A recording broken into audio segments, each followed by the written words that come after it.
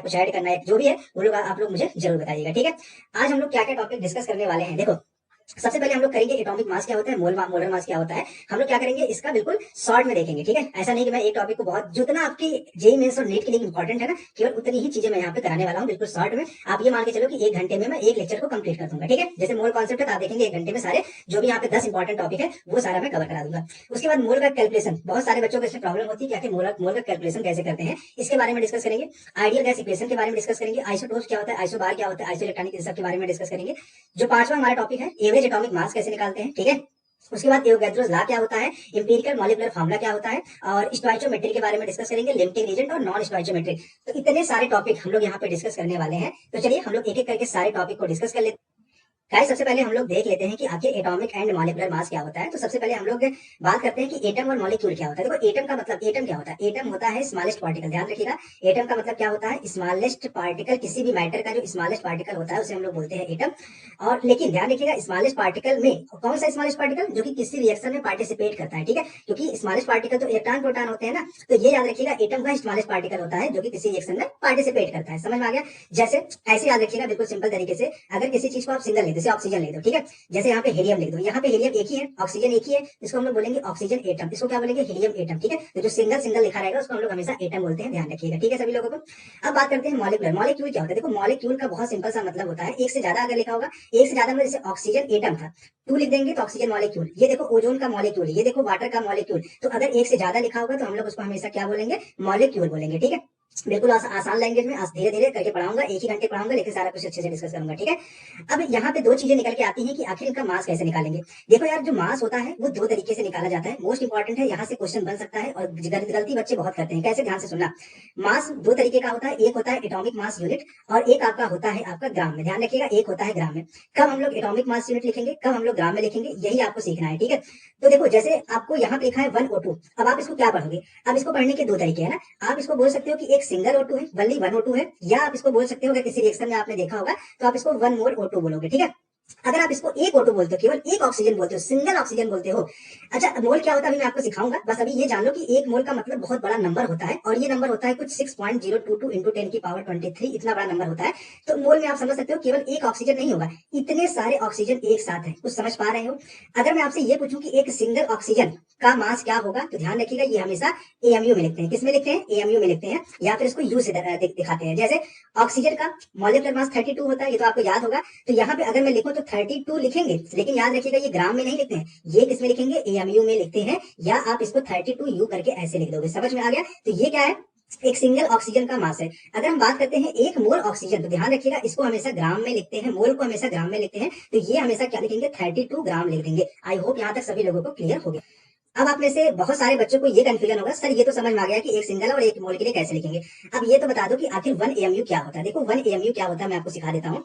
जब क्या हुआ कि जब ये मोल कॉन्सेप्ट बन रहा था, मतलब एटॉमिक मास जब बन रहा था, जब इसकी खोज हुई थी, उस समय एक स्टैंडर्ड एटम डिसाइड किया गया। क्या, एक स्टैंडर्ड, जैसे आप स्टैंडर्ड डिसाइड करते हो ना, आप स्टैंडर्ड जैसे मान लो कि हमेशा ऐसा बोला जाता है कि जिसकी हाइट 5.5 फीट है वो ठीक ठाक है, उससे छोटा जो होगा वो नाटा होगा। नाटा का मतलब छोटा हाइट है उसकी, और अगर 5.5 से ज्यादा है, 6 फीट का है, 6.5 फीट का है, तो हम लोग बोलते हैं कि उसकी हाइट ठीक ठाक, मतलब काफी लंबा आदमी है ना, सही तो बोलते हैं। उसी प्रकार से यहाँ पर जो स्टैंडर्ड एटम बनाया गया, ध्यान से सुनिएगा, वो बनाया गया किसको, कार्बन को। किसको, कार्बन को भी। कौन से कार्बन को, कार्बन 6C12 को बनाया गया। ये तो हो गया स्टैंडर्ड एटम। तो ये क्वेश्चन तो यहीं से बन सकता है, ध्यान रखिएगा, ठीक है। तो हम क्या करेंगे, एक कार्बन एटम, ध्यान रखना, एक सिंगल कार्बन एटम का, एक कार्बन एटम का क्या निकालेंगे, मास निकालेंगे, ठीक है। इसका क्या निकालेंगे, मास निकालेंगे, और इसका मास निकाल के 12 से डिवाइड कर देंगे। ध्यान रखना इसी को बोलते हैं 1 एएमयू। तो आपसे डेफिनेशन क्वेश्चन में पूछा जा सकता है कि 1 एएमयू का मतलब क्या होता है, तो आप बोलोगे 1/12 इंटू 1 कार्बन एटम। कार्बन ही क्यों लिया गया, क्योंकि मैंने बताया स्टैंडर्ड इसी को माना गया था। समझ में आ रहा है। चलिए अब देखो, अब इसकी जब वैल्यू निकालोगे, ये आपको बस डिफिनेशन याद कर लेना, और इसकी वैल्यू क्या होती है ये भी याद कर लेना। जब एक कार्बन मास का एटम निकाला गया मास स्पेक्ट्रोमीटर से, उसके बाद जब इसमें 12 से डिवाइड किया गया, बस आपको वैल्यू याद रखना है कि जो 1 एएमयू की वैल्यू निकल के आती है वो आती है 1.66 इंटू 10 की पावर -24। ये ग्राम में होता है, ठीक है। आप चाहो तो इसको केजी में भी कन्वर्ट कर सकते हो। तो मैं ये मान के चलूं कि आपको पहला टॉपिक अच्छे से क्लियर हो गया है। एक क्वेश्चन छोटा सा बता दो, जैसे मान लो कि लिखा है यहाँ पे नाइट्रोजन N2, एक N2 होगा, अगर एक सिंगल N2 होगा तो इसका मास कितना होगा 14 AMU बोलेंगे। समझ में आ रहा है? क्या आप इसको ग्राम में चेंज कर सकते हो? हाँ, कैसे? एक AMU होता है 1.66 इंटू 10 की पावर माइनस 20, कितना होता है माइनस, ये ध्यान रखना माइनस होता है माइनस 24, ठीक है, माइनस मत बोलना, काफी छोटा होता है, काफी छोटा होगा। और अगर 1 मोल N2 होता तब 1 मोल N2 होता तब इसको आप लिखते हैं 14 ग्राम। आपने हमेशा ग्राम ग्राम पढ़ा होगा ना, कभी भी आप लोग केमिस्ट्री फिजिक्स में लिखते हो ग्राम लिखते हो, इसका मतलब वो आप हमेशा 1 मोल के लिए लिखते हैं। आई होप पहला टॉपिक आपको अच्छे से क्लियर हो गया होगा। बाकी टॉपिक में टाइम नहीं लगेगा, ठीक है। तो मोल कैलकुलेशन कैसे करेंगे, ध्यान से सुनना। तो मोल कैलकुलेशन, देखो मोल कैलकुलेशन में मैं आपको बस बहुत सिंपल तरीके से समझा देता हूँ। इसमें आप 4-5 चीजें पढ़ लो। एक पढ़ लो आप 1 मोल, ठीक है, 1 मोल, ठीक है। यहाँ पे मैं जो लिख रहा हूँ उसको आप ध्यान से देखो और इसको सीखना। फिर यहाँ पे आप लिख लेना एटॉमिक मास, है ना, एटॉमिक मास। एटॉमिक मास किसके लिए यूज करते हैं? एटॉमिक मास हम लोग यूज करते हैं किसी एटम के लिए, या फिर अगर कोई मॉलिक्यूल होगा तो उसके लिए आप मॉलिक्यूलर मास यूज करेंगे। समझ में आ रहा है? समझ में आ रहा है? आप लोग ये मत पूछेगा सर ये जो आप लिख रहे हैं इसका पीडीएफ कहाँ मिलेगा? सेम यही पीडीएफ आपको टेलीग्राम पे मिल जाएगा, जाके उसको ज्वाइन कर लेना, ठीक है। और अगर नंबर की बात करें तो 6.022 इंटू 10 की पावर 23। क्या आपने कभी जिंदगी में सोचा है कि मोल कॉन्सेप्ट आपको कोई 10 मिनट में सिखा सकता है? आज मैं आपको सिखा के दिखाता हूँ, देखना अभी कैसे, ठीक है। 10 मिनट में आपको बिल्कुल मैजिकल तरीके से आपको पूरी मोल कॉन्सेप्ट सिखा देता हूँ, आप सारे क्वेश्चन लगभग कर लोगे, देखना, ठीक है। अगर हम वॉल्यूम की बात करें तो ये 22400 ml होता है या फिर 22.4 लीटर होता है एट एसटीपी। यहाँ पे ध्यान रखना ये एसटीपी पर होता है, ठीक है। एसटीपी क्या होता है अभी हम लोग उसकी बात करेंगे। अब ये चीज क्या है पहले आप इसको सीखो, ध्यान से सुनो कि ये मास है, ये पूरा क्या है, ये पूरा मास है, ठीक है। और ध्यान से देखो तो ये क्या है, ये नंबर है, क्या है, ये नंबर है। और ध्यान से देखो तो ये क्या है, ये पूरा एक वॉल्यूम है, क्या है, ये वॉल्यूम है, ठीक है। और ये क्या है, ये तो खुद एक मोल है, ठीक है। अब ध्यान से सुनो, ये क्या है, मोल है। अब ध्यान से सुनो, अगर मान लो कभी कोई भी मास दे दिया हो, अगर आपसे ये पूछे तो उसको मोल में चेंज करो, या कोई नंबर दे दिया उसको मोल में चेंज करो, या कोई वॉल्यूम दे दिया उसको मोल में चेंज करना हो, तो कुछ मत करिएगा, कुछ मत करिएगा। जैसे आपसे ये बोला जाए कि 6 ग्राम कार्बन है, 6 ग्राम कार्बन का मोल बताना है, तो जो वेट देखो क्या दिया है, मास दिया है, मास कितना दिया है 6, तो 6 लिख लेना है अपॉन ये जो मैंने चारों चीजें लिखी हुई है, बताओ इसमें से क्या दिया है, मास दिया है। कार्बन का एटॉमिक मास कितना होता है, मॉलिक्यूलर मास या एटॉमिक मास कितना होता है, 12 होता है। तो यहाँ पे हम क्या करेंगे, तो कार्बन का देखो चाहे एटॉमिक बोलो चाहे मॉलिक्यूलर बोलो तो 12 भी होता है, तो 12 से क्या कर देंगे, डिवाइड कर देंगे, तो ये हमारा 1/2 मोल आ जाएगा। आई होप समझ में आ गया होगा। देखो अगर आपसे कोई ये पूछे कि एक मोल का वॉल्यूम कितना होता है, तो आप बोलोगे 22.4 लीटर होता है। अगर आपसे कोई पूछे एक मोल का नंबर कितना होगा, एक मोल में नंबर किसका नंबर, ये नंबर किसी एटम का हो सकता है, अगर वो एटम है तो ये नंबर किसी मॉलिक्यूल का हो सकता है, अगर वो कोई मॉलिक्यूल होगा, ये नंबर किसी आयन का हो सकता है, अगर कोई आयन होगा। अभी हम लोग एग्जांपल से देखेंगे तो पहले ये समझ लो। अगर आपसे कोई ये पूछे कि एक मोल में कितने नंबर होते हैं, तो ये नंबर याद रखिएगा 6.022 इंटू 10 की पावर 23। अगर आपसे ये पूछे कि एक मोल का मास कितना होता है, तो आप क्या बोलोगे, एटॉमिक मास, अगर एटम है तो, अगर मॉलिक्यूलर होगा तो मॉलिक्यूलर मास बोलेंगे, इस तरह से, ठीक है। जैसे अगर मैं आपसे ये पूछूं, ये बताओ कि 6 इंटू 10 की पावर 6, ऐसे मैं मान लेता हूँ, इतने नंबर ऑक्सीजन, इतने ऑक्सीजन मॉलिक्यूल में कितने मोल होंगे, बता सकते हो? अगर आपके पास 6 इंटू 10 की पावर 6 मॉलिक्यूल ऑक्सीजन एटम है तो उसमें नंबर ऑफ मोल्स कितना होगा, तो क्या करते हैं भैया, 6 इंटू 10 की पावर 6 ये मॉलिक्यूल हो गया। और क्या करेंगे, मैंने बताया था इससे क्या करेंगे, सबसे डिवाइड कर देना। आज सोच रहे सर ऐसा कर क्यों रहे हैं ना, अभी सिखाता हूँ। ये आ गया नंबर ऑफ मोल्स, ये डायरेक्ट तरीका, पहले इसको रट डालो, है ना, कर लोगे अब आप लोग। जैसे अगर मैं आपसे ये पूछूं कि अगर आपके पास कुछ मान लो कि 400 ml है एचटीपी पर, कहाँ पे, एचटीपी पर, तो कितना उसका नंबर ऑफ मोल्स होगा, तो नंबर ऑफ मोल्स कितना होगा ध्यान रखिएगा। मैंने बताया था कि अगर वॉल्यूम होगा तो किससे डिवाइड करेंगे, एमएल में है तो एमएल में कितना होता है 22400 ml होता है, तो ये हो जाएगा number of moles. Number of moles निकालने का तरीका आई होप आप लोग समझ चुके होंगे, ठीक है। अब मेरी बात ध्यान से सुनना, मैं आपको कुछ चीजें और बता देता हूँ। नंबर ऑफ मोल्स आपने निकालना तो सीख लिया, ठीक है। ये निकालते कैसे, जैसे अगर आपसे ये कोई पूछे कि 4 ग्राम ऑक्सीजन में नंबर ऑफ मोल्स बताना है, नंबर ऑफ मोल्स कितना होगा, आपको क्वेश्चन ये पूछा गया है। तो सबसे पहले ये बताओ कि क्या आपने यूनिटरी मेथड पढ़ा है, यूनिटरी मेथड में क्या होता है, जैसे आप लोगों ने बचपन में पढ़ा होगा। जैसे मान लो कि 50 रुपीज है, 50 रुपीज में आपको कुछ मान लो कि 10 पेन मिल रहे हैं, 10 पेन मिल रहा है। अगर मैं आपसे पूछूं कि 20 रुपीज में कितना मिलेगा, तो इसको कैसे करते थे, तो आपको डायरेक्ट आंसर बता दोगे, लेकिन सॉल्व कैसे करते हैं, इस 20 को इस 10 से मल्टीप्लाई करते हैं, 50 से डिवाइड करते हैं, तो 20 इंटू 10 अपॉन 50 करते थे, यही करते थे ना। वही सेम काम हम लोग मोल में भी करने वाले हैं। आपसे ये पूछा गया है कि 4 ग्राम O2 में कितना मोल होगा, कितने मोल होंगे, यही क्वेश्चन में पूछा गया है। तो हम लोग क्या करेंगे, आपको पता है कि O2 का मॉलिक्यूलर वेट कितना होता है 32 ग्राम, तो 32 ग्राम, अभी मैंने बताया था कि एक मोल का मास कितना होता है, उसका मोलर मास यानी कि 32 ग्राम। तो अगर 32 ग्राम वेट होगा, मास होगा, तो कितना मोल होगा, 1 मोल होगा। अभी पीछे बताया था ना। तो आपसे कितना पूछा है, 4 ग्राम के लिए पूछा है, तो 4 को 1 से मल्टीप्लाई करेंगे, 32 को डिवाइड करेंगे, और इस तरह से आप देख सकते हो नंबर ऑफ मोल्स निकाल सकते हो। मैंने आपको शॉर्ट तरीका बता दिया था कि अगर मास दिया होगा तो उसमें क्या करेंगे, मॉलिक्यूलर मास से डिवाइड कर देंगे, वही नंबर ऑफ मोल्स आ जाता है। इस तरह से आप सारे क्वेश्चन को अटेंड कर सकते हो, ध्यान रखिएगा। आई होप यहाँ तक सभी लोगों को क्लियर हो गया। एक क्वेश्चन ध्यान से देखिए, मैं आपको एक क्वेश्चन सिखाता हूँ यहाँ पे। जैसे मान लो कि आपके पास मान लो लिया है 10 ग्राम H2O है, ठीक है। तो 10 ग्राम H2O से क्या क्या क्वेश्चन बन सकता है। सबसे पहले ये बताओ कि इसका नंबर ऑफ मोल्स कितना होगा। तो नंबर ऑफ मोल्स कैसे निकालते हैं, जो मास दिया हो और जो उसका मॉलिक्यूलर मास है दोनों डिवाइड कर देना, तो इतने तो मोल्स आ जाएंगे। सही बात है। चलो अब आपसे ये पूछा गया है कि ये बताओ, इतने मोल्स तो आ गए हैं, अगर आपसे ये पूछा जाए कि इसमें आपको बताना है नंबर ऑफ एटम कितना होगा। क्या बताना है, नंबर ऑफ एटम छोड़ो, नंबर ऑफ मॉलिक्यूल्स बताना है कितना होगा। तो नंबर ऑफ मॉलिक्यूल्स कैसे निकालोगे ये बताओ। देखो नंबर ऑफ मॉलिक्यूल्स कैसे निकालोगे, सिंपल सी बात है।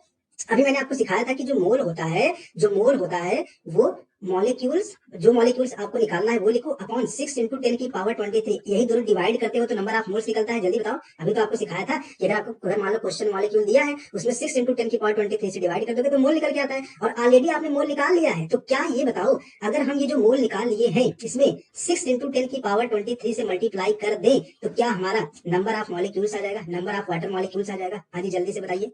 आई होप यहाँ तक समझ में आ गया होगा कि नंबर ऑफ वाटर मॉलिक्यूल्स कितने होंगे। तो सबसे पहला काम क्या करा करिए, नंबर ऑफ मोल्स निकाल लीजिए, उसके बाद उसमें 6 इंटू 10 की पावर 23 से मल्टीप्लाई कर दीजिएगा, हो जाएगा। ठीक है ना, समझ में आ रहा है। ये ऐसे कर लो चाहे, क्योंकि मैंने आपको बताया था कि मोल क्या क्या होता है। मैंने बताया था कि नंबर, यहाँ पे चाहे लिख लेना, नंबर ऑफ मॉलिक्यूल्स अपॉन क्या लिखते हैं, एवोगैड्रो नंबर, जिसको हम लोग 6.022 इंटू 10 की पावर 23 बोलते हैं, या हम लोग इसी मोल को और क्या बोलते हैं जल्दी बताओ। अगर आपको वेट दिया हो तो वेट लिखते हैं अपॉन मॉलिकुलर वेट लिखते हैं, मॉलिकुलर वेट लिखते हैं, ठीक है। या और क्या लिखते हैं, गिवन वॉल्यूम, जो आपको वॉल्यूम दिया हो वो लिख लो अपॉन 22.4 लीटर। ये गिवन वॉल्यूम किस पर होगा, एसटीपी पर होगा। आप सोच रहे हैं सर बार बार एसटीपी करो, एसटीपी होता क्या, ये तो बताओ, बताता हूँ, इसको खत्म हो जाने दो, ठीक है। यहाँ तो समझ में आ गया। तो यही चीज मैंने किया हुआ। सबसे पहले क्या किया, वेट अपॉन मॉलिकुलर वेट निकाल के हमने नंबर ऑफ मोल्स निकाल लिया। ये देखो 10 अपॉन 18 आ गया। अब आपको नंबर ऑफ मॉलिक्यूल्स बताना था तो क्या किया, देखो एवोगैड्रो नंबर से मल्टीप्लाई कर दिए। अगर आपको वॉल्यूम बताना क्या करेंगे, 22 इंटू 0.4 से मल्टीप्लाई कर देंगे। कितना आसान है, कुछ देख रहे हो, बताओ। चलो अब आपको जो इसमें अगला क्वेश्चन बताना है वो ये बताना है कि 10 ग्राम H2O में हाउ मेनी, ध्यान सुना, क्वेश्चन ये है कि हाउ मेनी हाइड्रोजन एटम कितने होंगे ये बताना है। तो देखो हाइड्रोजन एटम, सबसे पहले ये बताओ कि अगर एक मॉलिक्यूल, केवल सिंगल मॉलिक्यूल H2O होता है, कितने हाइड्रोजन एटम है, तो 2 हाइड्रोजन एटम है, जैसा कि आप देख सकते हो। तो यार एक बात बताओ, अगर एक H2O मॉलिक्यूल में 2 हाइड्रोजन एटम है और आपके पास कितने मॉलिक्यूल है टोटल, ये देखो मॉलिक्यूल्स आपने टोटल निकाल लिया है। तो सबसे पहले काम क्या करना है, मॉलिक्यूल्स निकाल लेना है। तो मॉलिक्यूल जब आपका निकल जाए, उसमें जितने एक मॉलिक्यूल में 2 हाइड्रोजन एटम है, इतने में कितना होगा, रिलेटिव मेथड से 2 से क्या करेंगे, मल्टीप्लाई कर देंगे ना भैया। तो ये हो जाएगा हाइड्रोजन एटम। अगर आपसे पूछता ऑक्सीजन एटम, तो एक ही ऑक्सीजन है एक मॉलिक्यूल में, तो 1 से मल्टीप्लाई करते, तो यही वाला आंसर आता। कुछ समझ पा रहे हो मेरी बात को, समझ पा रहे हो कि बताओ सभी लोग, समझ पा रहे हो। अगर अगला क्वेश्चन मैं आपसे ये पूछूं कि इस जो H2O है, इसका आपसे ये पूछा है कि 10 ग्राम H2O का एसटीपी पर वॉल्यूम कितना होगा, है ना। आपसे ये पूछा है कि एसटीपी पर वॉल्यूम कितना होगा। अब ये मत बोला सर एसटीपी क्या होता है, अभी सिखा रहा हूँ, ठीक है, वेट करो। तो एसटीपी पर वॉल्यूम कितना होगा, क्या करेंगे, मैंने बताया था कि नंबर ऑफ मोल्स निकाल लेना और 22.4 से मल्टीप्लाई कर देना, हो गया आपका वॉल्यूम भी। तो क्या मैं ये मान के चलूं कि मोल कॉन्सेप्ट की जो भी चीजें थी वो क्लियर हो रही है आप सभी लोगों को। चलिए अब इसमें हम लोग क्या करते हैं, नंबर ऑफ आयंस निकालना सीखते हैं। देखो number of electron, proton, neutron कैसे निकालते हैं ये आपको पता होना चाहिए, बच्चों वाली चीजें, बट नहीं जानते तो मैं बता देता हूँ। जैसे मान लो लिखा है कार्बोनेट आयन, ठीक है, CO3 - 2 चार्ज। आपको बताना है इसमें नंबर ऑफ इलेक्ट्रॉन कितना होगा, प्रोटॉन कितना होगा, न्यूट्रॉन होगा। सबसे पहले ये बताओ, अगर मैं आपसे ये पूछूं कि 1 मोल कार्बोनेट आयन है, क्योंकि ये कार्बोनेट आयन, ध्यान सुनो, ये ना तो मॉलिक्यूल है ना तो एटम है, ये तो क्या है, आयन है, ठीक है। अगर मैं आपसे ये पूछूं कि 1 मोल कार्बोनेट आयन है, इसमें कितने कार्बोनेट आयन होंगे बताओ, वही एवोगैड्रो नंबर, मतलब इसको हम लोग Na से डिनोट करते हैं और इसी को 6.022 इंटू 10 की पावर 23 भी बोलते हैं, सही है। तो इतने कार्बोनेट आयन होंगे 1 मोल में, क्लियर है, ठीक है। अब आपसे सबसे पहले ये बताओ कि अगर एक सिंगल कार्बोनेट आयन होगा तो उसमें कितने इलेक्ट्रॉन, प्रोटॉन और न्यूट्रॉन होंगे, ये सारी चीजें आपको बताना है। जल्दी से बताओ कैसे करेंगे इस क्वेश्चन को। तो देखो सबसे पहले ये बताओ, यहाँ पे लिखा है कार्बोनेट आयन, ठीक है। इसमें जो कार्बोनेट आयन में जो कार्बन होता है वो 6C12 होता है और जो ऑक्सीजन होता है वो 8O16 होता है कि नहीं होता है, बिल्कुल। अब यार एक बात बताओ, कार्बन का एटॉमिक नंबर कितना होता है, 6 होता है, ठीक है। ऑक्सीजन का एटॉमिक नंबर कितना है, 8 है, तो 8 इंटू क्या कर देंगे, 3 कर देंगे, तो ये नंबर ऑफ प्रोटॉन आ जाता है। Number of electron, proton same होता है, बट अगर चार्ज नहीं होता है तो, अगर चार्ज हो तो जितना नेगेटिव चार्ज होगा उसको उतना ऐड कर देंगे, यानी कि प्रोटॉन जो आया आपका 6 + 8 इंटू 3, इसमें 2 और ऐड कर देना, तो ये नंबर ऑफ इलेक्ट्रॉन आ जाएगा। समझ में आ गया, प्रोटॉन कैसे निकालेंगे, इलेक्ट्रॉन कैसे निकालेंगे। अगर आपसे ये पूछा जाए न्यूट्रॉन कितना होगा, तो ये देखो एक कार्बन अगर होता तो न्यूट्रॉन कैसे निकालते हैं, 12 - 6 कर देंगे, तो 6 न्यूट्रॉन प्लस ऑक्सीजन में 16 में से 8 निकालोगे तो ये 8 आ जाएगा, इंटू 3 कर देंगे, तो ये नंबर आपका आ जाएगा न्यूट्रॉन। तो क्या हमने प्रोटॉन, इलेक्ट्रॉन, न्यूट्रॉन निकाल लिया। अगर आपसे ये क्वेश्चन पूछा जाए कि 1 मोल कार्बोनेट आयन में कितने नंबर ऑफ इलेक्ट्रॉन होंगे, सुनो ध्यान से, मैं फिर से बोल रहा हूँ, 1 मोल कार्बोनेट आयन में कितने नंबर ऑफ इलेक्ट्रॉन होंगे। सबसे पहले ये बताओ 1 मोल कार्बोनेट आयन में कितने कार्बोनेट आयन होंगे, तभी बताया मैंने आपको। 6.022 इंटू 10 की पावर 23 इतने तो कार्बोनेट आयन होंगे एक मोल कार्बोनेट में। सही बात है। अगर आपसे ये पूछे कि कितने प्रोटॉन होंगे तो प्रोटॉन कितना हो गया, ये 32 है, तो क्या करेंगे 32 से इसमें मल्टीप्लाई कर देंगे, इसको हम लोग एवोगैड्रो नंबर बोलते हैं। इतने क्या हो जाएंगे, इलेक्ट्रॉन हो जाएंगे। अगर आपसे सॉरी प्रोटॉन हो जाएंगे। अगर इलेक्ट्रॉन पूछता तो यहाँ पे देखो, यहाँ पे ये 30 सॉरी ये इलेक्ट्रॉन होगा ना, ये इलेक्ट्रॉन होगा। प्रोटॉन तो इसको 30 आएगा ना, इसको सॉल्व करो। 8 इंटू 3 24 और ये 6 कितना हो जाएगा 30। अगर आपको प्रोटॉन निकालना हो तो कितना आ जाएगा 30 प्रोटॉन आ जाएगा। तो 30 इंटू क्या कर देंगे एन कर देंगे, तो ये नंबर आप प्रोटॉन हो जाएगा। न्यूट्रॉन के लिए क्या करेंगे 30 से मल्टीप्लाई कर देंगे, तो ये हमारा क्या हो जाएगा न्यूट्रॉन हो जाएगा। I hope electron proton neutron भी क्वेश्चन को सॉल्व कर सकते हो, किसी को डाउट नहीं होना चाहिए, सभी लोगों को समझ में आ चुका होगा। चलिए अब जो हम लोग एसटीपी कह रहे थे, एसटीपी होता क्या, ध्यान रखिएगा। एसटीपी का मतलब होता है स्टैंडर्ड टेम्परेचर या प्रेशर, ठीक है। याद रखिएगा, कभी आपसे डेफिनेशन नहीं पूछेगा, अगर पूछ भी लेगा तो कोई दिक्कत नहीं है ठीक है। पहले तो आप ये याद रखना कि एसटीपी हो या फिर एनटीपी हो, क्वेश्चन दोनों हमेशा एक जैसा ही सॉल्व करेंगे। कैसे, एसटीपी या एनटीपी पे ध्यान रखिएगा, टेम्परेचर हमेशा क्वेश्चन सॉल्व करते समय 0 डिग्री सेंटीग्रेड लेते हैं, या फिर आप इसको 273 केल्विन बोलते हो, और प्रेशर हमेशा 1 एटीएम बोलते हो, क्या 1 एटमॉस्फेयर बोलते हैं। और याद रखना है ना, ये मतलब हमेशा लेते हैं, इस बात को ध्यान रखिएगा। तो एनटीपी होगा चाहे एसटीपी होगा, हमेशा आप ये लेना। क्या ये वास्तव में एनटीपी के लिए भी होता है? नहीं, एनटीपी पर जो टेम्परेचर होता है वो 25 डिग्री सेंटीग्रेड होता है, ध्यान रखिएगा। लेकिन जब आप क्वेश्चन सॉल्व करोगे है ना, हमेशा आप यही लेके सॉल्व करना, टेम्परेचर को हमेशा 273 लेके करना और प्रेशर को हमेशा 1 एटीएम लेके। अगर कहीं क्वेश्चन में दे दिया है 0 डिग्री सेंटीग्रेड 1 एटीएम और कहीं पर एसटीपी नहीं लिखा है, तो आप समझ जाओगे इसको पढ़ के ये तो एसटीपी ही है, क्योंकि ये तो एसटीपी है। तो एसटीपी या एनटीपी समझ में आया। रियलिटी में क्या होता है, अब तो काफी सारी चीजें बदल गई हैं, मैं आपको बता दूं। बस इतना ध्यान रखना कि एसटीपी एनटीपी सेम ही है, बस एनटीपी में टेम्परेचर 25 डिग्री सेंटीग्रेड होता है, लेकिन क्वेश्चन सॉल्व करते समय हमेशा चाहे एनटीपी हो चाहे एसटीपी हो यही रखना है, ध्यान रख लेना भैया, ठीक है, गलती मत कर देना। आई होप ये टॉपिक आपको अच्छे से क्लियर हो चुका। गाइस अब यहाँ पे 4th नंबर का टॉपिक ध्यान से पढ़िए, 3rd नंबर देख लो। 2 तो हम लोगों ने कर लिया, पहला कर लिया, दूसरा कर लिया, 3rd में लिखा है आइडियल गैस इक्वेशन। इसके बारे में हम ज्यादा बात करेंगे गैसियस स्टेट में। अभी के लिए बस इतना याद रखो कि पीवी इक्वल टू एनआरटी होता है गैसियस स्टेट में, मतलब ये इक्वेशन के बारे में हम लोग बाद में डिस्कस करेंगे। इस चैप्टर में ज्यादा कोई यूज नहीं है, तो ज्यादा नहीं बात करेंगे इसके बारे में, ठीक है। चौथा टॉपिक देखो, ये इंपॉर्टेंट है, यहाँ से क्वेश्चन बनता है, आसान क्वेश्चन बनता है और बच्चे लगभग 70% बच्चे लगभग सही करके आते हैं, ध्यान रखिएगा। तो आपका इस टॉपिक पर क्वेश्चन तो सही बनना चाहिए अगर आपको सिलेक्शन देना है। आइसोटोप्स क्या होता है, बार क्या होता है, आइसोइलेक्ट्रॉनिक क्या होता है, आइसोटोन्स क्या होता है, आइसोस्टर क्या होता है। तो अगर आप एक दो जानते हो एक दो नहीं जानते तो चलो सिखा देता हूं मैं आप लोगों को। सबसे पहले बात करते हैं कि आइसोटोप्स क्या होता है। तो देखो आइसोटोप्स का मतलब होता है क्या, सेम एटॉमिक नंबर। क्या होता है इसका मतलब, ध्यान रखिएगा, सेम एटॉमिक नंबर। अभी हम लोग एग्जांपल लेके कर लेते हैं एक क्वेश्चन, ठीक है। जैसे ये बताओ, अगर आपके पास 6C12 है और 6C14 है, तो क्या ये दोनों आइसोटोप्स होंगे? हाँ जी बताइए, समझ में आ गया। चलिए बात करते हैं आइसोबार। आइसोबार का मतलब होता है सेम सेम सेम, जैसे उसमें एटॉमिक नंबर था, इसमें एटॉमिक मास लेते हैं। क्या लेते हैं? एटॉमिक मास लेते हैं, समझ में आ रहा है। जैसे कोई एग्जांपल याद है, जैसे कैल्शियम का ले लो 20Ca40 और ये एक 18 होता है या 18 आर्गन 40 ले लेते हैं, ठीक है। तो यहाँ पे देखो एटॉमिक मास क्या है, सेम सेम है, इसका मतलब ये दोनों क्या होंगे, आइसोबार होंगे, ध्यान रखिएगा। तीसरा जो होता है वो आइसो इलेक्ट्रॉनिक। आइसो इलेक्ट्रॉनिक का मतलब होता है सेम नंबर ऑफ इलेक्ट्रॉन। जैसे कोई एग्जांपल बताओ, जैसे आपको पता होगा कि N पर -3 चार्ज है, ऑक्सीजन पर -2 चार्ज है, और मान लो कि इसी तरह से फ्लोरीन पर -1 ले लो और नियान ले लो। क्या ये सारे आइसो इलेक्ट्रॉनिक होंगे? क्योंकि सभी पर 10 इलेक्ट्रॉन है, तो नंबर आप काउंट करके, इलेक्ट्रॉन को काउंट करके आप बता सकते हो कि वो आइसो इलेक्ट्रॉनिक हो या नहीं। आइसोटोन्स काफी इंपॉर्टेंट है।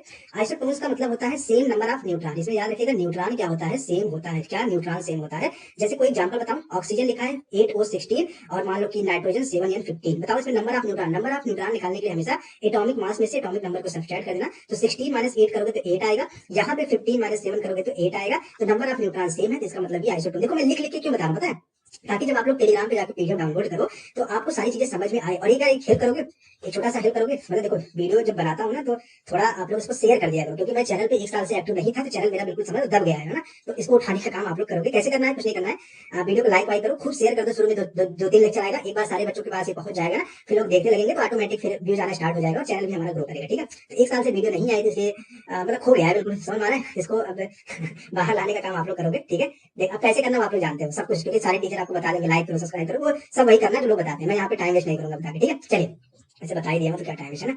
यहाँ पे लिखा है नेक्स्ट है आइसोस्टर। क्या होता है? देखो आइसोस्टर के बारे में शायद बहुत लोगों को नहीं पता होगा, तो ध्यान रखिएगा, कुछ नहीं होता है, नंबर ऑफ एटम से, ध्यान रखना number of atom should be same. तो नंबर ऑफ एटम अगर सेम है और इलेक्ट्रॉन भी सेम है, दोनों चीजें अगर फुलफिल हो रही है तो समझ लीजिएगा वो आइसोस्टर होगा। जैसे कोई एग्जांपल बताओ, CO2 ले लेते हैं, N2O ले लेते हैं। CO2 में नंबर ऑफ इलेक्ट्रॉन कितने होंगे जी? अच्छा नंबर ऑफ एटम तो 3 है, एक कार्बन 2 ऑक्सीजन, तो नंबर ऑफ एटम 3 है। यहाँ पे देखो नंबर ऑफ एटम 3 है। इलेक्ट्रॉन यहाँ पे क्या 22 है, क्योंकि कार्बन में 6 इलेक्ट्रॉन, ऑक्सीजन में 8 × 2 करोगे तो 22, यहाँ पर भी निकालोगे तो 22 आएगा। और इस तरह से हमारा ये टॉपिक कंफर्म होता है, जो 4th नंबर का टॉपिक था। अब बात कर लेते हैं 5 नंबर के टॉपिक में, जो कि है एवरेज एटॉमिक मास। सबसे पहले हम लोग कॉन्सेप्ट डिस्कस कर लेते हैं कि आखिर ये एवरेज एटॉमिक मास होता क्या है। तो फटाफट आ जाइए नेक्स्ट स्लाइड में। पहले मैं यहाँ पे हेडिंग डाल देता हूँ, हम लोग पढ़ने क्या वाले हैं। हमारा जो 5th नंबर का टॉपिक है एवरेज एटॉमिक मास, ठीक है। अच्छा, अगर इसमें जैसे ऐसा नहीं कि जैसे इसमें दो तीन टॉपिक मैं छोड़ दिया हूँ मोल कॉन्सेप्ट में, इसका ये मतलब नहीं कि मतलब इसलिए छोड़ा हूँ क्योंकि वो आपके एग्जाम में पूछा नहीं जाता है। लेकिन जब मैं क्रैश कोर्स में आप जाके मेरे देखोगे ना, जो मेरा पेड वाला क्रैश कोर्स है, जो 800 मैंने बताया था पूरी फिजिक्स केमिस्ट्री का, उसमें जाके देखोगे तो आपको सारे टॉपिक मिलेंगे, सारे एग्जाम्पल मिलेंगे, बहुत सारी चीजें मिलेंगी। यहाँ पर तो हम लोग क्या कर रहे हैं, सारी इंपॉर्टेंट चीजों को डिस्कस कर रहे हैं जो आपके एग्जाम में ज्यादातर पूछी जाती है, ठीक है। चलो बात कर लेते हैं एवरेज एटॉमिक मास कैसे निकालते हैं। होता है क्या, सबसे पहले ये सीख लो। आपने देखा होगा कि कोई भी एलिमेंट, जैसे मान लो कार्बन ही जब होता है तो कार्बन एक फॉर्म में नहीं होता है। कभी कार्बन 6C12 होता है, 6C13 भी होता है, 6C14, तीन फॉर्म में कार्बन पाया जाता है। इसका कुछ परसेंट होता होगा, चलो मान लेते हैं ये लगभग 99.5% होता है हमारा। और ये देखोगे तो इसका भी कुछ परसेंटेज होगा, 0.3% या 0.4%, ये भी कुछ परसेंट होगा, मतलब काफी कम होते हैं ये लोग, ठीक है। इसलिए हम लोग जनरली इसी के बारे में पढ़ते हैं क्योंकि इसका अबंडेंस ज्यादा होता है, ज्यादा मात्रा में पाया जाता है, ठीक है। अब मेरी बात ध्यान से सुनो, जैसे मान लो इसका मतलब ये क्या होंगे, ये सारे आइसोटोप्स हैं, ये सारे तो आइसोटोप्स हैं क्योंकि इनमें जो एटॉमिक नंबर सबका क्या है, सेम है। तो हमेशा एवरेज एटॉमिक मास किसका पढ़ते हैं, हम किसका पढ़ते हैं, ध्यान रखिएगा, ये आइसोटोप का पढ़ते हैं, ठीक है। तो मान लेते हैं कि जैसे आपके पास मान लो कि दो चीजें हैं, दो एलिमेंट तो वही है, मान लो कि दो आइसोटोप्स हैं आपके पास, एक आइसोटोप्स I1 है, एक आइसोटोप्स आपके पास I2 है, ठीक है। इसका हम मास नंबर मान लेते हैं कुछ M1। मास नंबर का मतलब समझ रहे हो, इसका मास नंबर कितना दिया है, मान लेते हैं M1। M1 का मतलब जैसे यहाँ पे 12 था ना, तो यहाँ पे M1 मान लेते हैं, ठीक है। उसका मान लेते हैं कि मास नंबर कुछ M2 था, इसका हम लोग कुछ परसेंटेज होगा, इसका परसेंटेज कुछ मान लेते हैं A हो गए, इसका परसेंटेज मान लेते हैं कुछ B है। तो आप ध्यान रखना कि जो एवरेज निकालते हैं, एवरेज कैसे निकालते हैं, ध्यान रखिएगा। जो मास नंबर है उसको परसेंटेज से मल्टीप्लाई कर देना, तो M1 into A plus M2 into कितना हो गया B अपॉन टोटल परसेंटेज। और सर परसेंटेज हमेशा कितना होता है, 100 ही होता है, या आप A प्लस B लिख लोगे तो 100 ही आएगा वैसे। तो इस तरह से आप एवरेज लिख सकते हो, समझ में आ रहा है। कई बार नंबर ऑफ मोल से भी हम लोग इसको ट्रेड कर लेते हैं कि है ना, नीचे टोटल मोल्स लिखते हैं, इस तरह से सॉल्व कर सकते हैं। जैसे क्वेश्चन छोटा सा बता दूं, जैसे मान लो क्लोरीन है, क्लोरीन आपको पता है कि ये Cl35 फॉर्म में भी एग्जिस्ट करता है और Cl37 फॉर्म में भी। चलो मान लेते हैं कि 35 का कुछ 75% पाया जाता है और इसका मान लेते हैं कुछ 25%। क्या आप इसका एवरेज एटॉमिक मास बता सकते हो? हाँ, बता लोगे कैसे? मैंने बताया था कि 35% को मल्टीप्लाई कर देंगे प्लस एटॉमिक मास 37 को 25 से मल्टीप्लाई करेंगे अपॉन टोटल परसेंटेज 100 है तो इसे डिवाइड कर देंगे, तो ये आ जाएगा 35.5। आई होप ये काफी अच्छे से आप सभी लोगों को क्लियर हो गया होगा ये चैट टॉपिक, ठीक है। अब हम लोग देखते हैं कि हमारा नेक्स्ट टॉपिक क्या है। अब हमारा जो नेक्स्ट टॉपिक यहाँ पे आता है गैसियस। तो ध्यान रखिएगा, एवोगैड्रो लॉ केवल और केवल अप्लाई होता है गैस पे, सॉलिड और लिक्विड के लिए एवोगैड्रो लॉ फॉलो नहीं होता है। जैसे आपने पढ़ा होगा पीवी इक्वल टू क्या होता है, एनआरटी होता है। इसमें ध्यान से देखो तो वॉल्यूम है और नंबर ऑफ मोल्स है, ठीक है। तो यानी कि आप बोल सकते हो कि V प्रोपोर्शनल टू एन। तो कुछ नहीं है भैया, ये क्या है, बस इसमें ध्यान रखना है एवोगैड्रो लॉ कि अगर कोई गैसियस रिएक्शन है तो उसमें वॉल्यूम को आप नंबर ऑफ मोल की तरह ट्रीट कर सकते हो। यानी कि जो चीजें आप नंबर ऑफ मोल के साथ करते हो ना, वही आप वॉल्यूम के साथ भी कर सकते हो। कैसे, चलो देखते हैं कैसे करते हैं। एक पहले हम बैलेंस रिएक्शन लिखते हैं, बिल्कुल बैलेंस वाला, N2 प्लस 3H2 और यहाँ पे बन रहा है अमोनिया, ठीक है। ये रिएक्शन बैलेंस है, दो नाइट्रोजन इधर इधर, ये तो बैलेंस है। ये भी गैस होता है, ये भी गैस होता है, ये भी गैस होता है। अब बताओ क्या यहाँ पे एवोगैड्रो लॉ फॉलो होगा? बिल्कुल होगा। अब ये फॉलो कैसे होता है मैं आपको बता दूं। जैसे मान लो अगर N2 का कुछ 50 ml ले लेते हैं, चलो मान लेते हैं इसका 50 ml ले लेते हैं, ठीक है। बताओ कि हाइड्रोजन का कितना ml होगा, आप लोग जल्दी से बताओ हाइड्रोजन का कितना ml होगा। ध्यान से देखो, तो जब ये 1 मोल था तो ये 3 मोल था, मतलब उसका 3 टाइम्स था। तो अगर ये 50 होगा तो क्या ये 150 नहीं होगा? सोच के बताओ, क्या ये 150 ml नहीं होगा? तो वही चीज मैंने बताया है कि अगर गैस होगा तो गैस के लिए आप जो नंबर ऑफ मोल्स ट्रीट करते हो, क्यों? क्योंकि हाइड्रोजन का नंबर ऑफ मोल्स नाइट्रोजन का 3 टाइम्स था। इसका मतलब क्या, हाइड्रोजन का वॉल्यूम भी नाइट्रोजन के वॉल्यूम का 3 टाइम्स होगा। सोच के बताओ, ठीक है, यानी ये 3 टाइम्स हो जाएगा। अब बताओगे NH3 का वॉल्यूम कितना होगा? बताओ। देखो ये 50 था, यहाँ से देखो ये 1 था तो ये 2 था, मतलब डबल था, तो ये 50 होगा तो क्या ये 100 ml नहीं होगा? आप समझ पा रहे हो मेरी बात कि नहीं? पहले ये बताओ, ठीक है। तो इस तरह से आप क्या कर सकते हो, एवोगैड्रो लॉ को फॉलो कर सकते हो। एवोगैड्रो लॉ क्या होता है, आई होप ये क्वेश्चन काफी अच्छे से आप सभी लोगों को समझ में आ चुका होगा, ठीक है। समझ में आ गया? चलिए नेक्स्ट टॉपिक हमारा क्या है, नेक्स्ट टॉपिक पर फटाफट आ जाए। जैसा कि मैंने बताया, अगर आप क्वेश्चन उससे सॉल्व करना हो, मैंने बहुत सारे क्वेश्चन जेईई में सबमिट करा रखे हैं, तो क्रैश कोर्स आप ज्वाइन कर लो, उसमें सारे क्वेश्चन, सारे जो 2-4 टॉपिक इसमें नहीं है वो भी इसमें सब कुछ मिल जाएगा, बट यहाँ पे हम लोग वैसे भी इंपॉर्टेंट कर ही रहे हैं। तो नेक्स्ट टॉपिक हमारा है इंपीरिकल और मॉलिक्यूलर फार्मूला। इस पर क्वेश्चन बनते हैं और मैं आपको सिखाऊंगा कि आखिर ये इंपीरिकल और मॉलिक्यूलर फार्मूला कैसे हम लोग इसको करते हैं, कैसे सॉल्व करते हैं क्वेश्चन को। ध्यान से सुनो, जो हमारा नेक्स्ट टॉपिक है 7 नंबर का टॉपिक है, वो है इंपीरिकल एंड मॉलिक्यूलर फार्मूला। तो देख लेते हैं फटाफट कैसे। देखो इंपीरिकल फार्मूला होता क्या है, इंपीरिकल का मतलब होता है सिंपलेस्ट फार्मूला। ध्यान रखिएगा, किसी भी मॉलिक्यूल का जो सिंपलेस्ट फार्मूला होता है वही होता है इंपीरिकल फार्मूला। जैसे ग्लूकोज का फार्मूला होता है C6H12O6 होता है, सही बात है। तो अगर हम इसको एक रेशियो में बनाए तो क्या लिखेंगे, C1। अगर बिल्कुल सिंपल बनाना है आपको, सिंपलेस्ट, मतलब देखो 6 सब में कॉमन है तो 6 से डिवाइड कर दो, तो C1H2O1, या इसको आप ऐसे लिख लो, 1 को मत लिखो, CH2O। यही क्या हो जाएगा, ध्यान रखिएगा, इसी को बोलते हैं इंपीरिकल फार्मूला। यानी ग्लूकोज अगर उसको पूछे इंपीरिकल फार्मूला तो जो सिंपलेस्ट फार्मूला होगा वही क्या होगा, ये होगा, ठीक है। अब ध्यान सुनो, तो इसमें अगर आप इसमें 6 से मल्टीप्लाई कर दो, इसमें अगर 6 से मल्टीप्लाई कर दो तो क्या आपका ये ग्लूकोज बन जाता है, क्या आपका ये C6H12O6 बन जाता है। बात समझ में आ रहा है? अच्छा ये बताओ, अगर किसी तरह आपने मान लो जुगाड़ मतलब अभी जो बताऊंगा, जुगाड़ करके मान लो आपने अगर इंपीरिकल फार्मूला निकाल लिया, अगर आपको पता करना है कि मॉलिक्यूलर फार्मूला कैसे निकालेंगे तो क्या करना पड़ेगा, यही 6 निकालना पड़ेगा। अगर ये 6 पता चल जाए तो हमारा जुगाड़ काम कर जाएगा। अब ये 6 कैसे निकलता है पता है? अच्छा ये बताओ, क्या जब आप 6 को इससे मल्टीप्लाई किया तो किया है, तो क्या आप ऐसा बोल सकते हो कि 6 इज इक्वल टू C6H12, उस 6 का जो मॉलिक्यूलर मास होगा और CH2O का जो मॉलिक्यूलर मास होगा, दोनों को जब डिवाइड करोगे तो क्या यही 6 आ जाएगा? सोच के बताओ। यानी अगर मान लो आपने, जैसे मैं आपको बताता हूँ, ध्यान सुनो। जैसे मान लो कि इंपीरिकल फॉर्मूला आपने निकाल लिया जुगाड़ करके, ठीक है, तो क्या यहाँ से इसका मास निकाल सकते हो? इंपीरिकल मास निकाल सकते हो। कैसे? कार्बन का मास 12, मॉलिक्यूलर मास जैसे निकालते हो हाइड्रोजन का 2 into 1 प्लस ऑक्सीजन का 16, यहाँ से इंपीरिकल मास निकल गया, ठीक है। ग्लूकोज चलो मान लेते हैं कितना आ गया, ये आ गया आपका 14, 26 यानी कि 30 आ जाएगा, सही है। मान लो क्वेश्चन में ग्लूकोज का मास दिया है 180 दिया हुआ है, आपसे पूछा है ग्लूकोज का फॉर्मूला क्या होगा या मॉलिक्यूलर फॉर्मूला क्या होगा, तो मैंने अभी बताया था कि जो मॉलिक्यूलर मास क्वेश्चन में दिया हो उसमें 30 को डिवाइड करेंगे तो 6 आ जाएगा। इसी 6 को क्या करेंगे, जो जुगाड़ से आपने इंपीरिकल फॉर्मूला निकाला था उसमें मल्टीप्लाई करना, यहाँ से मॉलिक्यूलर फॉर्मूला निकल आएगा। एक काम करते हैं, क्वेश्चन करते हैं डायरेक्ट, फिर आपको ये सारा चीज समझ में आ जाएगा। क्वेश्चन ये है, मान लीजिए कि आपके पास 37.5% कार्बन है, ध्यान से सुनना, और आपके पास कुछ 12.5% हाइड्रोजन है, और आपके पास मान लो कि 50% ऑक्सीजन है। देख सकते हो आप सभी लोग, मैंने सारी चीजों को यहाँ पे लिख दिया है, बोलो सही है। आपसे ये पूछा है इसका इंपीरिकल और मॉलिक्यूलर फॉर्मूला क्या होगा, तो देखो ऐसे क्वेश्चन को करने के लिए सबसे पहले क्या करना होता है, जो परसेंटेज दिया हो ना, जो परसेंटेज दिया हो उसमें उसके एटॉमिक मास से डिवाइड, जैसे कार्बन का एटॉमिक मास कितना होता है 12 होता है, तो 12 से डिवाइड कर देना, सबके साथ यही करना। तो 12.5 अपॉन हाइड्रोजन का 1 होता है, एटॉमिक मास की बात कर रहा हूँ, ऑक्सीजन का 16, इसको सॉल्व करोगे तो कितना आ जाएगा, 3.125 मोल आ जाएगा। इसको मतलब निकालोगे कितना आ जाएगा, 12.5 आ जाएगा, और इसको सॉल्व करोगे तो 3.125 आ गया, सही है। कितना कर लोगे, सबसे पहला स्टेप में क्या किए, जो परसेंटेज दिया होगा उसमें एटॉमिक मास से डिवाइड कर देंगे, तो ये चीज हमारा आ चुका है। अब क्या करेंगे, जो सबसे छोटी वैल्यू होगी तीनों जो सबसे छोटी वैल्यू होगी उसको सबसे डिवाइड कर देंगे। यहाँ पे सबसे छोटा तो 3.125 है, तो 3.125 को सबसे क्या करेंगे, डिवाइड कर देंगे। कुछ देख पा रहे हो? अब यहाँ पे कितना आ गया, 1 आ गया, यहाँ पे कितना आ गया, लगभग 4, लगभग लिखना है, ये नहीं डिवाइड करो बैठ के पॉइंट नहीं, लगभग में 4, और यहाँ पे कितना आएगा, 1 आएगा। अब देखो आपका ये आ चुका है, यानी कि कार्बन के सामने कितना लिखेंगे, 1, हाइड्रोजन के सामने कितना लिखेंगे, 4, यानी कि C1H4O1, यानी कि आप CH4O लिख दो, यही क्या हो जाएगा, इंपीरिकल फार्मूला हो जाएगा। अब बताओ मॉलिक्यूलर फार्मूला कैसे निकालेंगे, तो ये मान लो कि आपको कुछ 32, जब निकालोगे तो 32 आएगा, और एक मॉलिक्यूलर मास क्वेश्चन में दिया रहेगा, उस मास में से इसको डिवाइड करना, तो जो आएगा उससे मल्टीप्लाई कर देना, इस तरह से आपका मॉलिक्यूलर फार्मूला भी निकल आएगा। चलो मान लेते हैं कि क्वेश्चन में मॉलिक्यूलर वेट दिया है 64, तो क्या करेंगे, 64 में से 32 डिवाइड कर लोगे तो आ जाएगा 2, और इसी 2 को इससे मल्टीप्लाई कर देना, तो C2H8O2 जो आएगा यही हमारा क्या हो जाएगा, मॉलिक्यूलर फार्मूला हो जाएगा। क्या आपको मैं मान के चलूं कि इंपीरिकल और मॉलिक्यूलर फार्मूला कैसे निकालते हैं, ये आपको काफी अच्छे से क्लियर हो चुका है। चलिए पहले देख लेते हैं कि हमारा नेक्स्ट टॉपिक क्या आने वाला है। अगला टॉपिक जो हमारा आने वाला है वो आपके सामने पेश है, स्टोइचोमेट्री। स्टोइचोमेट्री कुछ नहीं है, स्टोइचो लिमिटिंग रीजन, नॉन स्टोइचोमेट्रिक सब एक ही जैसे टॉपिक है, तो इसके बारे में आपको थोड़ा सा सिखाता हूँ। स्टोइचोमेट्री क्या होता है, ध्यान से सुनिएगा। देखो सबसे पहले मैं यहाँ पे टॉपिक नंबर 8 बोल देता हूँ, स्टोइचोमेट्रिक, ठीक है। स्टोइचोमेट्रिक कैसे हम लोग क्या होता है इसमें ध्यान सुनना। एक होता है स्टोइचोमेट्रिक, एक होता है नॉन स्टोइचोमेट्रिक, ठीक है। जैसे चलो मैं इसमें लिख लेता हूँ नॉन स्टोइचोमेट्रिक, ये भी लिख लेता हूँ, 8 और 9 टॉपिक हम मिला के कर लेते हैं, ठीक है। नॉन स्टोइचोमेट्रिक, समझ गए, तो दोनों टॉपिक हम लोग एक साथ करते हैं।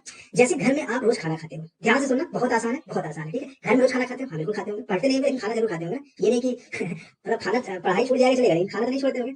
जैसे पढ़ा, जैसे डेली खाना खाते हो, खाना याद रहता है कि 9 बज गया 10 बज गया खाना खाना है, वैसे पढ़ाई भी कर लिया करो भैया, ठीक है। चलो कोई बात नहीं। यहाँ पे देखो स्टोइचोमेट्रिक और नॉन स्टोइचोमेट्रिक है। जैसे आप लोग खाना खाते हो तो आप लोग क्या मान लेते हैं कि आप लोग डेली 5 रोटी खाते हो, ठीक है, और मान लो कि आप 1 कटोरी सब्जी खाते होगे, 1 कटोरी सब्जी लिख देता हूँ, 1 कटोरी सब्जी खाते हो, सही है। ऐसे ही खाते होंगे आप लोग। अब इससे ज्यादा ये मैं बोला सर 10 खाते हो, 10 वो फिर हैवान वाली श्रेणी में आ जाएंगे, उनकी बात मैं नहीं कर रहा हूँ, मैं जनरल एक आम इंसान, आम नागरिक की बात कर रहा हूँ, जो जितना खाते हैं, 5 रोटी 1 कटोरी सब्जी काफी होता है, ठीक है। अच्छा इतना खाते हो, चलो मान लो कभी मम्मी आपने आपको, आपकी मम्मी ने सब्जी उतना ही है, ये सब्जी वही है, और रोटी 10 कर दी, रोटी 10 कर दी, और ध्यान से सुनो, सब्जी जो है उतना ही है, रोटी 10 कर दी। अच्छा ये बताओ, जब यहाँ पे आप खाना खाते थे तो पूरा सफा चट का मतलब पूरी थाली जो आपकी होती थी पूरी साफ हो जाती थी, अंत में समझ में कुछ भी नहीं बचता था, मतलब रोटी सब्जी बिल्कुल सेम मिक्सचर में था, सेम रेसिपी में था, तो आप खा के सब खत्म कर देते थे, थाली साफ हो जाती थी। लेकिन यहाँ पे क्या हो रहा है, 10 रोटी 1 कटोरी सब्जी।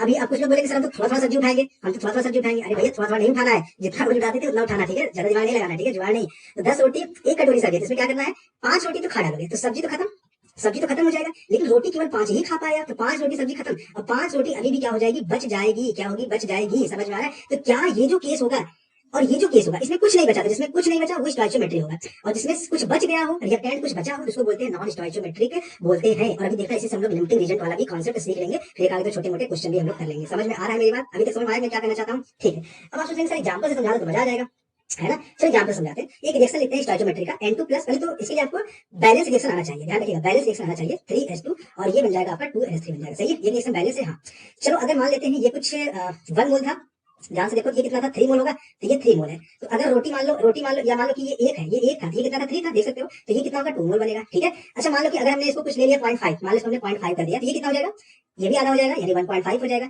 यानी कि अगर आपने कभी अगर आपने 2.5 रोटी खाना चाहा तो सब्जी क्या करना पड़ेगा, आधा कटोरी करना पड़ेगा, सिंपल सी बात है, तभी तो रेशियो बन पाएगा, ठीक है। यहाँ पे कितना होगा, 1 मोल बनेगा। कुछ देख रहे हो, तो सब एक दूसरे से चेंज हो रहा है, मतलब अगर ये 0 बचेगा, ध्यान रखो, अगर ये 0 बचेगा ये भी 0 आ जाएगा, सिंपल सी बात है ना। अगर ये जीरो आ जाएगा तो ये भी जीरो आ जाएगा, और ये कितना बचेगा, ये 2 मोल बन जाएगा। कितना बन जाएगा, 2 मोल बन जाएगा। आई होप आप लोगों ने काफी अच्छे से स्टोइकोमेट्री के बारे में समझ लिया होगा। जैसे अगर हम मान लेते हैं कि ये कुछ आपके पास 6 ग्राम था, हम मान लेते हैं कि हमारे पास ये 6 ग्राम है, आपको बताना है ये कितना होगा और ये कितना होगा। कर लोगे?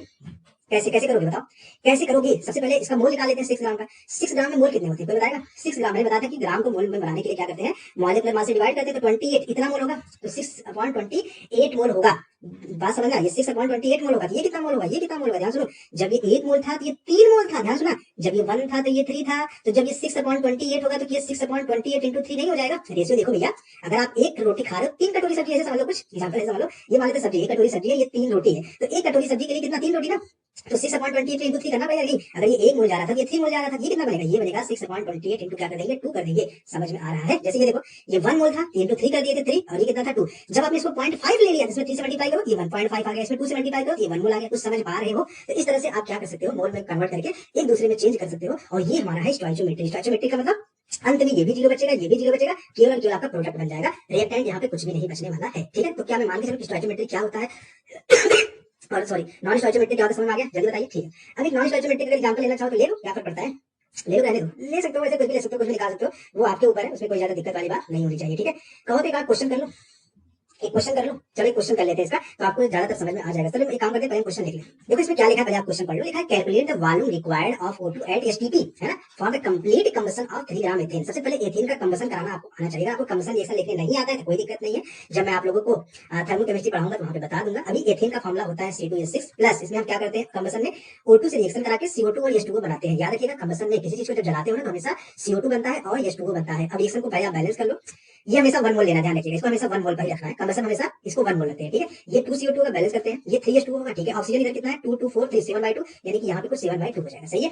चलिए, अब 3 ग्राम एथेन है तो क्या आप इसका मोल निकाल सकते हो, weight upon molecular mass. Ethane का मॉलिक्यूलर मास कितना हो जाएगा जी, कार्बन का 6 24 और 6 कितना होगा 30, तो ये 3/30, ये क्या हो जाएगा, मोल आ जाएगा। समझ में आ रहा है? ये चलो इसको हम लिख लेते हैं, ये मोल हो जाएगा। क्या हो जाएगा हमारा, ये मोल हो जाता है। इसको मैं थोड़ा सा यहाँ पे हटा देता हूँ इसका मास कितना था, 3 था, और मॉलिक्यूलर मास कितना होता है 30, तो यानी कि 1/10, यानी कि ये 0.1 क्या आ गया, मोल आ गया। अब क्वेश्चन ध्यान से पढ़ो, क्वेश्चन लिखा है calculate the volume required of O2। O2 का कितना वॉल्यूम लगेगा एट एसटीपी। सबसे पहले क्या आप O2 का मोल निकाल सकते हो, जल्दी बताओ, क्या आप O2 का मोल निकाल सकते हो? हाँ जी, कैसे? देखो, जब C2H6 का 1 मोल यूज हो रहा था तो ये 7/2 यूज हो रहा था, ध्यान से समझना। तो जब ये 1.1 यूज होगा यूनिटरी मेथड से, जब ये भी 0.1 होगा, तो क्या ये 7/2 इंटू 0.1 नहीं कर देंगे? वही पेन वाला रूल, 50 रुपए का 10 पेन तो 20 रुपए में कितने पेन, वही वाला रूल है ना, कि 1 में 7/2 तो 0.1 में 7/2 इंटू 1 कर देंगे, सही है। इतना तो मोल आ गया, इतना तो मोल आ गया। अब आपसे क्या पूछा, वॉल्यूम पूछा भैया। अगर मोल आ गया तो वॉल्यूम निकालने का क्या तरीका बताया था, तो 7/2 इंटू 1, ये मोल आ गया। और वॉल्यूम निकालने के लिए क्या करते हैं, बताया था ना भैया, 22.4 से मल्टीप्लाई कर देंगे, क्योंकि एसटीपी पर यही होता है। तो ये हमारा आ जाएगा वॉल्यूम। मुझे लगता है कि अब ये टॉपिक आपका काफी अच्छे से क्लियर हो चुका होगा। तो आप देख सकते हैं कि 1 घंटे हम लोगों ने कितने अच्छे तरीके से सारी चीजों को डिस्कस कर लिया है। एक लास्ट टॉपिक जिसमें 10वां टॉपिक बचता था, वो लिमिटिंग रीजन। क्या था, लिमिटिंग रीजन। अगर आपने स्टोइकोमेट्रिक और नॉन स्टोइकोमेट्रिक को समझ लिया है तो लिमिटिंग रीजन में ऐसा कुछ ज्यादा है नहीं, बिल्कुल सिंपल सा टॉपिक है, मैं आपको बता देता हूँ। लिमिटिंग रीजन का मतलब ये होता है कि the reagent which is consume earlier in reaction. कहने का मतलब ये है कि जो पहले खत्म हो जाए। जैसे आपको मैंने बताया था कि 10 रोटी और 1 कटोरी सब्जी, रोटी लिखा हूँ, हाँ रोटी है, मुझे लगा रोटी है, 10 रोटी और 1 कटोरी सब्जी है, ठीक है, 1 कटोरी सब्जी। अब बताओ, आप खाते 5 ही रोटी हो, लेकिन आपको मिल गया 10 रोटी, तो क्या इसमें सब्जी पहले खत्म हो जाएगा, आपकी 5 रोटी बची रह जाएगी, लेकिन सब्जी तो पूरा खत्म हो जाएगा। यहाँ पे जो सब्जी होगा, यहाँ पे जो सब्जी होगा, क्या हम लोग इसको बोलेंगे कि यही हमारा एलआर होगा, लिमिटिंग रीजेंट होगा। हाँ जी बताओ, तो जो पहले खत्म हो जाए वही लिमिटिंग रीजेंट होगा। तो क्वेश्चन को हम लोग हमेशा लिमिटिंग रीजेंट को बेस बना के सॉल्व करेंगे। कैसे करेंगे, चलो सीख लेते हैं। एक रिएक्शन में आपके सामने लिख रहा हूँ कि N2+3H2, और इससे बन रहा है कुछ 2 अमोनिया बन रहा है, ठीक है, दिख रहा है सभी लोगों को। इसका मान लो कुछ 3 मोल दिखा है, अभी नॉन स्टोइकोमेट्रिक के लिए होगा, और इसका मान लेते हैं कुछ 5 मोल था, ठीक है, इसका कुछ 5 मोल है। पहले बताओ कि क्या स्टोइकोमेट्रिक है। स्टोइकोमेट्रिक तो तब होता ना, क्योंकि ये 1 था तो ये 3 था, तो अगर आप इसको 3 लोगे तो ये लगभग 9 होना चाहिए था। ये 9 होता ना तभी स्टोइकोमेट्रिक होता, लेकिन नॉन स्टोइकोमेट्रिक को क्योंकि आपने 5 ले लिया। अब बड़ी समस्या आ गई, अब आपसे ये पूछा कि अमोनिया कितना बनेगा, ये कितना बनेगा, ये पूछा गया है। अब सबसे पहले ये तो पता करो भैया, लिमिटिंग रीजेंट कौन है। लिमिटिंग रीजेंट का मतलब जो पहले खत्म हो जाएगा। पहले कौन खत्म होगा, कैसे पता करेंगे, पता है? उसकी ट्रिक यहाँ पे लिख देता हूँ, सब लोग बताते हैं, वैसे सारे टीचर आपको बताते हैं। ट्रिक निकालने के लिए सबसे पहले नंबर ऑफ मोल्स तो दिया है, नंबर ऑफ मोल्स ध्यान रखिएगा, नंबर ऑफ मोल्स अगर मास दिया हो तो पहले मोल्स में कन्वर्ट कर लेना। नंबर ऑफ मोल्स को स्टोइकोमेट्रिक कोफिशिएंट से डिवाइड करते हैं। देखो 3 मोल था, ये 1 क्या होता है, स्टोइकोमेट्रिक कोफिशिएंट, तो 1 से डिवाइड कर लेंगे। यहाँ पे देखो ये 5 है और स्टोइकोमेट्रिक कोफिशिएंट कितना है, 3 है, तो 3 से डिवाइड कर लेंगे। चलो बताओ दोनों में छोटा छोटा कौन है भैया, ये 3 है, ये कितना आएगा, 1.66 आएगा। क्या दोनों में ये वैल्यू छोटी आ रही है? हाँ, इसका मतलब ये सब्जी होगा, यानी कि ये क्या हो जाएगा, लिमिटिंग रीजेंट हो जाएगा। और अगर ये लिमिटिंग रीजेंट है, इसका मतलब ये पहले खत्म हो रहा है। इसका मतलब सारा का सारा क्वेश्चन हमारा इससे सॉल्व होने वाला है। इसी को हम लोग बेस बना के चलेंगे। हाँ, समझ में आ गया। अब देखो कैसे क्वेश्चन लिखता हूँ, N2 प्लस 3S2 और यहाँ पे लिखा है 2NH3 लिखा है, सही है। ये कुछ था 3, ये कुछ था 5 और अब ये था हमारे थे 0 स्टार्टिंग में। आपको बताना है कि इक्विलिब्रियम पे ये कितना होगा, ठीक है। या अब तो आप समझ गए होंगे इसमें हम लोग करने क्या वाले हैं। चलो मान लेते हैं कि आपसे ये पूछा है कि अगर मान लो कि S2 का, या चलो मान लेते हैं कि हाँ, ये पूछा है कि अमोनिया कितना बनेगा। ये पूछा है आपसे क्वेश्चन, ये है कि अमोनिया आपका कितना बनेगा। अच्छा ये बताओ, जब रिएक्शन पूरी खत्म हो जाएगी तो क्या कंडीशन होगा। जब ये रिएक्शन पूरी खत्म हो जाएगी तो क्या आप सोच पा रहे हो कि ये भाई साहब तो पूरा खत्म हो जाएंगे, क्योंकि जैसे आप खाना खाकर उठोगे सब्जी थाली में से खत्म, सब्जी खत्म, तो S2 तो खत्म हो जाना है, बचेगा N2 थोड़ा बहुत और बचेगा आपका ये अमोनिया, क्योंकि अमोनिया तो प्रोडक्ट है, बनेगा ही। तो यानी कि ये तो आपका 0 बचेगा, सही बात है, ये तो 0 बचेगा क्योंकि सब्जी है, क्योंकि लिमिटिंग रीजन तो 0 बचेगा, ठीक है। अच्छा ये बताओ ये कितना बनेगा, कोई बता सकता है। तो बिल्कुल वही फिर से क्या करेंगे, यूनिटरी मेथड लगा देंगे। जब ये 3 मोल था तो ये 2 मोल बन रहा था। जब हाइड्रोजन 3 मोल था तो हमारा N2 कितना बन रहा था, 2 मोल बन रहा था। लेकिन ये एक्चुअल में क्वेश्चन में है कितना, 5 है। तो 5 के लिए कितना बनेगा, तो 2 इंटू 5, इसको इससे मल्टीप्लाई करते हैं, यूनिटरी मेथड अपॉन 3 कर देंगे, तो यानी कि ये कुछ 10/3 बनेगा। समझ में आ रहा है, समझ में आ रहा है, समझ में आ रहा है, ठीक है। एक लास्ट चीज और बता देता हूँ, आपसे ये पूछा है कि नाइट्रोजन कितना बचेगा, नाइट्रोजन कितना बचेगा, जल्दी बताइए। देखो जब हाइड्रोजन का 3 मोल यूज हो रहा था तो नाइट्रोजन का केवल 1 मोल यूज हो रहा था। ध्यान से देखो, यहाँ पे जब 3 लिखा था यहाँ पे 1 लिखा है, और हाइड्रोजन का यूज कितना हो रहा है, 5, तो ये कितना होगा, ये हो जाएगा 5 इंटू 1/3, इतना नाइट्रोजन का यहाँ पे यूज होगा। तो यानी कि यूज तो हो रहा है 5/3, 3 पहले से था, 5/3 यूज हो रहा है, बचा कितना, बचा आपका 4/3, बचा कितना 4/3। तो ये हमारा बच जाएगा, जब रिएक्शन हमारा कंप्लीट हो जाएगा तो ये 4/3 बचेगा और ये कुछ आपका 10/3 बचेगा। और इस तरह से हमारा लिमिटिंग रीजन आप समझ गए कि किस तरह से क्वेश्चन पूछा जाता है, किस तरह से नहीं पूछा जाता है। यहाँ पे याद रखिएगा N2 से बस क्वेश्चन, एक क्वेश्चन और करा दें क्या, क्या चाहते हो करवा दो, चलो छोटा सा करवा देता हूँ, 1 घंटे पूरा ले ही लेते हैं, 4-5 मिनट बचा हुआ है ना। एक मान लो रिएक्शन आपके पास है 2A plus 5B C plus मान लेते हैं यहाँ पे कुछ 3D बनना है, ठीक है। और इसका कुछ मान लो कि ये 10 मोल दिया था, ये भी आपको कुछ 10 मोल दिया है। आपसे ये पूछा है कि डी कितना बनेगा, डी कितना बनेगा। तो डी कितना बनेगा कैसे करेंगे, देखो सबसे पहले तो लिमिटिंग रीजन कौन होगा, ये होगा, ये होगा, ए होगा या बी होगा, सोच बताओ। तो देखो इसके लिए क्या करते हैं, 2 से डिवाइड करेंगे, यहाँ पे 5 से डिवाइड करेंगे, ये कितना आएगा, ये 2 आएगा, ये कितना आएगा, 5 आएगा। दोनों में छोटा कौन है, ध्यान रखना, डिवाइड करने के बाद स्टोइचियोमेट्री को डिवाइड करने के बाद जो छोटा वैल्यू आए उसी को बोलते हैं लिमिटिंग रीजन। और डिवाइड हमेशा मोल में से करते हैं, मास में से नहीं, ध्यान रखिएगा। अगर क्वेश्चन मास दिया पहले मोल में कन्वर्ट करना, कैसे, मॉलिक्यूलर मास से डिवाइड करके, ठीक है। अब सुनो, यानी कि यही हमारा एलआर होगा, यानी कि बी हमारा एलआर होगा, हाँ ठीक है। अब सुनो, अगर अब आपको बताना है कि डी कितना बनेगा, ये बताओ, बी और डी को ध्यान से देखिए, बताओ जब बी का 5 मोल था तो डी का 3 मोल बन रहा था। अब डी का मोल एक्चुअल क्वेश्चन कितना दिया, 10 दिया है ना, बी क्वेश्चन के कितना मोल दिया था, 10 दिया था। तो जब ये 10 मोल होगा तो कितना बनेगा, 6, यानी कि ये आ जाएगा आपका 6 बनेगा, क्योंकि ये लास्ट में कितना बच जाएगा, 0 बच जाएगा। तो समझ में आ रहा है किस तरह से क्वेश्चन, छोटे मोटे क्वेश्चन कैसे पूछे जाते हैं, क्या पूछा जाता है, समझ में आ गया होगा आप लोगों को, आई होप किसी को कोई डाउट तो नहीं होगा, ठीक है। इसमें एक टॉपिक मैं छोड़ रहा हूँ, सोल्यूशन में कराऊंगा, जिसको कंसंट्रेशन टर्म जो होता है ना, कंसंट्रेशन वाला, जिसमें मोलरिटी, नॉर्मलिटी, ये सारी चीजें आती है, वो हम लोग सोल्यूशन में करेंगे, इसमें करने का कोई मतलब नहीं है। तो आप लोग जरूर बताइएगा यार कमेंट करके।